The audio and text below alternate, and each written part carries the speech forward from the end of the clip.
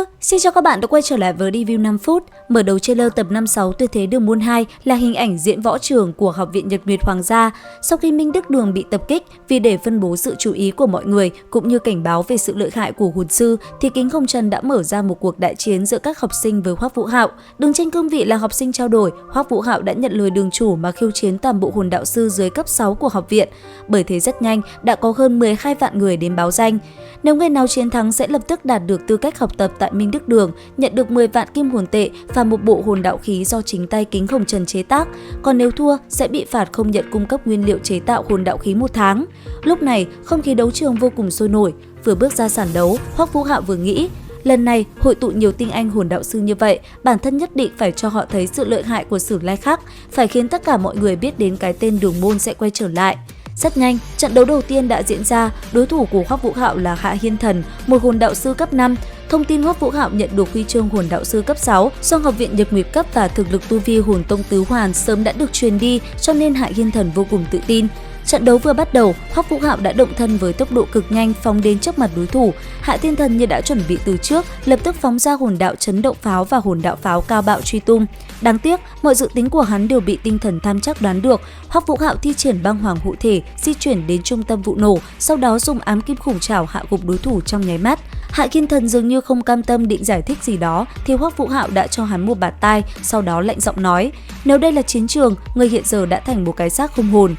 Ngay sau đó, hắn giơ tay chỉ về khán đài, ra dấu im lặng rồi lớn tiếng hét lên: "Người kế tiếp!"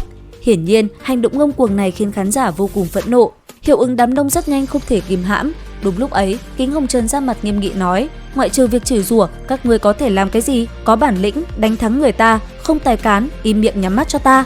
Trận này trao đổi luận bàn chính là muốn cho các ngươi nhìn thấy bản thân mình chênh lệch với người ta thế nào. Đừng tưởng bản thân học được chế tạo hồn đạo khí tiên tiến thì đã vô địch thiên hạ. Thất bại không đáng sợ chính là bại mà không nhận, không biết bản thân bại ở chỗ nào. Nếu chỉ biết hối hận khóc lóc, Học viện Nhật Nguyệt chúng ta phải đến năm nào tháng nào mới có thể tranh uy với Học viện Sử Lai Khắc ở đấu hồn đại tái." Nghe vậy, toàn trường nhất thời im bặt. Ít phút sau, trận đấu tiếp tục diễn ra. Lần này, người ra sân là Hoàn Dược Tuấn, cũng là hồn đạo sư cấp 5. Rút kinh nghiệm từ trận trước, gã chủ động phóng ra 10 hồn đạo xạ tuyến về phía Hoắc Vũ Hạo. Nhưng lần nữa, làm mọi người thất kinh chính là toàn bộ công kích đều được Vũ Hạo dùng quỷ ảnh mê tung né tránh. Ngay sau đó, một kích quân lâm thiên hạ kế thừa từ Long Thần Đấu La Mục Lão đã liền đánh bay Hoàn Dược Tuấn khỏi lôi đài. Trận đấu thứ 2 chấm dứt, khán đài đã không còn những tiếng ồn ào xôn xao rối loạn. Ánh mắt của những đệ tử Học viện Nhật Nguyệt đều trở nên phức tạp. Người thứ 3 tiến lên sàn đấu là nữ sinh hồn đạo sư cấp 6 tên Nana. Cô nàng được xếp vào đội tuyển hạt giống cùng tham gia thi đấu với huynh muội Tiếu Hồng Trần trong mùa giải tiếp theo. Hiển nhiên, sức mạnh của cô nàng đã khiến Hoắc Vũ Hạo cảm nhận được nguy cơ mãnh liệt. Trong quá trình thi đấu, Nana có khả năng phân thân vô cùng ảo diệu. Cùng với đoạn đao sắc bén ẩn chứa xích viêm nóng hơn 500 độ C thì cô nàng đã khiến Vũ Hạo phải kinh ngạc. Tuy nhiên, phải đến khi Nana thi triển ra hồn kỹ thứ 3 U Linh phụ thể thì hắn mới có cơ hội hạ gục cô gái này. Nhờ vào việc sử dụng vong linh ma pháp, hắn đã khiến thu hồi U Linh của Nana, đồng thời sử dụng băng phong đóng băng cô nàng, sau đó giành được chiến thắng ngoạn mục. Sau trận này, Hoắc Vũ Hạo nghỉ ngơi một lát, khi trận đấu tiếp tục, hắn như cuồng phong quét lá, đến giữa trưa đã thắng liên tiếp 17 trận đấu. Đến lúc nghỉ trưa, đấu trường hơn chục nghìn người lặng lẽ như không có ai, hoàn toàn im lặng nhìn hắn rời đi, không có một tiếng hoan hô, cũng không có một lời chửi rủa. Thế nhưng, chiến đấu giữa trưa khiến hắn hao sức hơn nhiều, những trận chiến buổi chiều hắn cũng phải nghỉ ngơi nhiều hơn, thời gian nghỉ cũng dài hơn.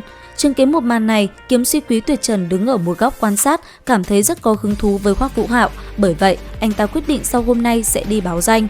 Thời gian rất nhanh trôi qua, kết thúc buổi chiều, Hoắc Vũ Hạo lại thắng thêm 13 trận nữa, hoàn thành ngày đầu tiên với chuỗi thành tích 30 trận luận bàn thắng liên tiếp. Trời càng về chiều, thân sắc những học sinh làm khán giả ở trường đấu càng thêm trầm trọng, ánh mắt mỗi người đều mang theo một vẻ nặng nề khó tả. Kính Hồng Trần cũng bị không khí này ảnh hưởng đến tâm trạng.